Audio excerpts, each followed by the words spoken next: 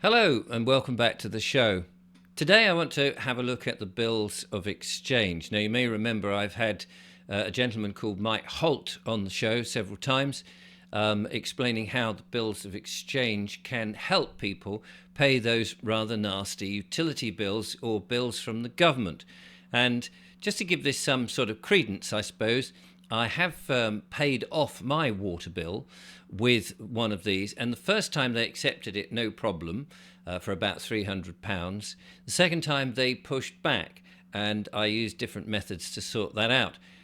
However, Mike has sent me, and we will get him back on the show to explain this in more detail and other things that he is doing. But he has explained, he's put together a separate website now, or a separate web page, I suppose is a better way of describing it, which makes it a bit easier for people to understand.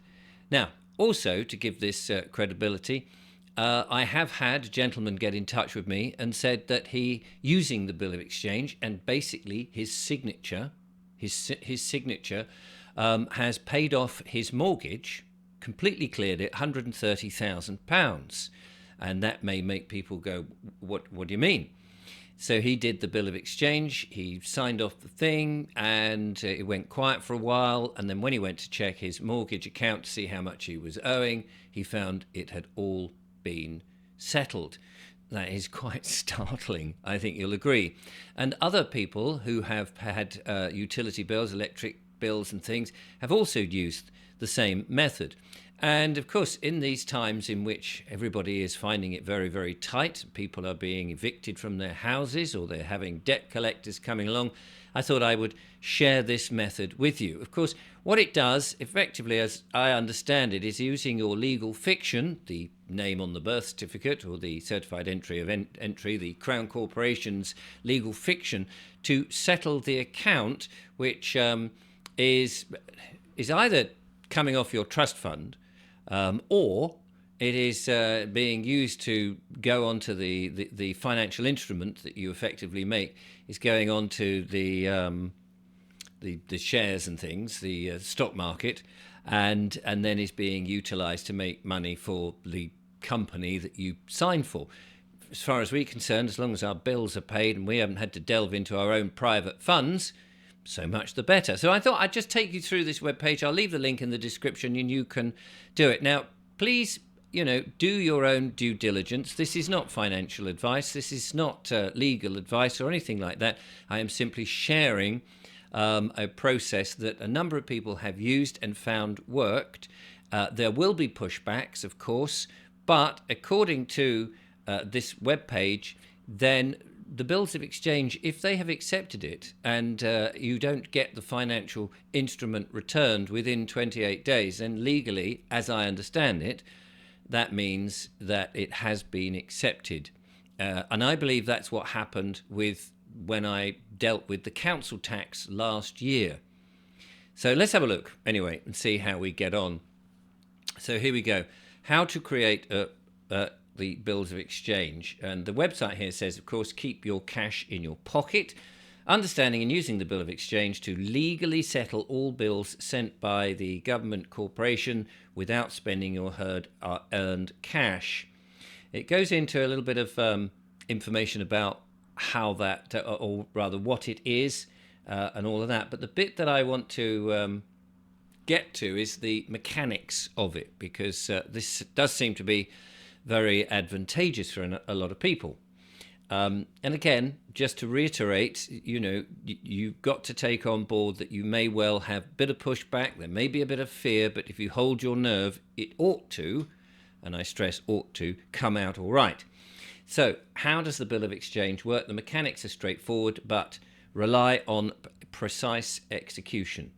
So you get a bill from the government or a utility bill. So this, don't go after small family-run firms and things like that. These are really the big corporations who understand how this works. It could be a fine, it could be a toll notice, or it could be any other demand. And as I say, I did deal with this on the council tax. The issuer is the organisation that sends you the bill. You create the bill of exchange. You, the alleged debtor, follow the steps below to draft the document naming the creditor, i.e. the issuer, that's the people who sent you the bill, as the payee. You mail the bill of exchange by registered mail and sit back and wait for the response. Now, by law, they should respond with a receipt, but often they'll try to deny your bill of exchange. In other words, they'll come back and say, oh, we don't accept that sort of thing. So be prepared to handle any rejections. So you're not losing anything because, at the end of the day, if they say, no, we don't accept it, you can, of course, just pay in an ordinary way. You're not going to be shoved in prison or anything like that for attempting to pay by this method, as long as you settle the account one way or another. Acceptance or rejection. The creditor receives the bill of exchange and has a limited window, typically 72 hours, but you can set the time limit up to 28 days if you wish to accept or return it. If they keep it without objection, it is legally considered settled under the Bill of Exchange Act. That's the important thing. Settlement. The debt is settled and the biller can take it to the bank for payment. And I believe that is simply how it works. So you can read the webpage, and I'll leave the link in the description. So here are its steps, which I just thought I would run through briefly so that you can see. So it says here, step 1, gather your materials. Original billing notice is sent by the government or whomever. Always make a digital and paper copy of the document sent by the agency so that you have proof, i.e. the speeding ticket, utility bill, etc. So that you start creating a paper trail. Effectively, it is your court case, should you ever need it. Pen and paper, you'll need a wet ink signature for legal weight, envelope and postage for sending back. Okay, he says this is very important. Scan or photograph the bill as soon as you get it and keep the image in a folder dedicated to the bill of exchange. Always keep copies, create a paper trail, proof of receipt of the bill of exchange you send back. So they're the bare bones of it, which is fairly simplistic. Step 2, draft the bill of exchange. So I'll give you an example of how it should look in a moment. And we had done this on previously, but it's always good to revisit some of these things. So pay to the order, the biller's name, without recourse. So this is slightly different from how I did it, but I think this is an updated version. By, and this is where you sign and date. You sign your name as you would normally do. You write your name below your signature, first name of the house, surname, endorser, and general executor. Sign it with your usual signature in blue or red if you wish. No digital signatures. Date it for the day you post it. This starts the 72-hour clock.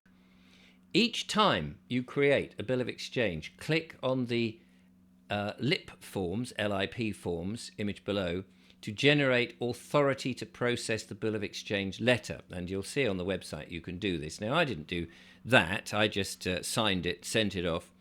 I did have some pushback, but eventually they must have accepted it because I never received a liability order and it all went very quiet with the council tax. But I had a statement from the water company saying that it was settled.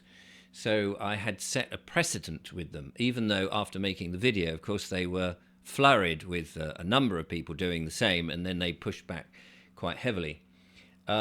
If you know a specific person's name, i.e. the officer issuing the fine, address it to them for added precision, or address it to the I guess that's the chief finance officer of the organisation. You can also make a copy of the original and address it to the fraud department. So now, if I press this button, we should see an example of how to do the bill itself and what you do and how you write it. As you can see, the information, the personal information has been redacted here, but that's not the point. So we've got a $1,915 bill here from something called AGL, which presumably is an electric company in Australia, but this works in this country as well. And you can see this is how you do it in red ink, as you can see, so that it's all signed. It's all basically, in my mind, what's going on here is as if you're turning this instrument, this bill, into a financial instrument, and so it can be then effectively a promissory note of sorts, so that it can be taken by the issuer to the bank, and it will settle the account. He says also add any other extra bits of paper that come with it, void as initio here, which basically says not relevant, nothing to do with it, and what have you. So there it is. You send it back. Step 3, place the bill of exchange you've created into an envelope and address it to the person or the organisation, department, head. If you don't have a name, always send your bill of exchange by registered mail, as we said, tracking issues so that they cannot deny receiving it. No need to get a signature at the other end, although it's handy. You post your post office receipt is evidence that you sent it. Mail to the address on the notice. Don't call or email, as verbal communication weakens your paper trail. And I would definitely say keep all your communications via paper rather than emails or telephone calls. I have my phone permanently on silent because I don't want them calling to me and changing jurisdiction in a conversation. And here it is, your 74-hour rule on step 4. If they don't return the bill of exchange within 3 days, if you have given them longer to respond, then don't do anything until that time expires. Follow up. If they persist with demands and refuse to honour your bill of exchange, which is what happened to me and with the council tax, after the time limit, note their response and lack of. It's evidence that they've accepted the bill of exchange. In other words, if they keep coming back to you, unless they return this bill, this is my understanding, unless they return it, they have accepted it. They might say, oh, we don't accept this, we don't accept it. And I had exactly that with the council, saying, well, we don't accept it, we don't accept it. And I said, well, that's fine, send it back, and I'll settle it a different way. But they didn't. And then eventually it just all disappeared. Once you have sent your bill of exchange or response letter, do nothing. Wait for their response and then decide your next step. Often an organisation will settle your account, but neglect to confirm with a receipt. You can and should write demand a legally formatted receipt notarized by the person responsible. But if you don't get a bill back, then, it kind of says it, doesn't it? Check the next bill they send. It shows the new amount. This shows that they accepted the bill of exchange, which is what happened to me with the water bill, because the water bill came and it said the last couple of payments and it showed that them were paid. And here, stand firm. Avoid phone calls. And if you do accidentally say, I can't discuss this matter over the phone, communicate by mail only. Keep the records of every notice they send. Anyway, it talks about the things that can go wrong, which is worth looking at, and what to do when they don't when they don't honour the bill. And of course, if they don't honour the bill and they don't return the the financial instrument, then another thing I did was to send them an invoice. I said, well, you haven't returned it, so I'm sending you an invoice with the same amount. These are all different tactics, of course. I'm not saying any of them are the perfect solution to anything. But in this world where the government is causing chaos and mayhem to people and putting the price up of everything, taxing us left, right, and centre, the utility companies may not be acting properly, legally, according to the jurisdiction. That many of the utility companies, particularly say with electricity, are merely brokers pretending to supply you with electricity when actually they're not doing that. They're under a different act, the Credit Act, as I understand it. Then we're just simply responding to that by saying, fine, I'll send your bill, I'll try the signature. As I say, always have the money aside, because you can always at the end of the day go and say, okay, I'm fed up with the fear and the pressure and the rejection of all of this. You can at the end of the day pay. The way I look at it, if you want it to put it in a different way, is you get a bill, it comes in, and you go, okay, I'll settle that with your signature. But look at it this way: you give them a gold bar. I mean, this is just a way of looking at it. They don't actually do this. It's like you've given them a gold bar, and then they come back and say, "Well, we don't accept gold bars." And you go, "Fine, okay, hand me my gold bar back, and I will pay you in the normal way or another way." If they don't hand you your gold bar back, you've effectively given them the money. They've accepted the gold bar. Your signature is effectively the gold bar that you create. You are creating money with your signature. That's how it works. I'll leave the link in the description. You have a look at it, see what you think, and I will be back with more things soon. And as I say, we'll get Mike on the show in due course, and we'll go through it another time, plus find out all the other things that he's doing. But I'll leave the link in the description, and you can see for yourself how you feel about it. This isn't financial advice. It's not legal advice. It is just an option that you might want to explore for entertainment purposes only. Till next time, goodbye.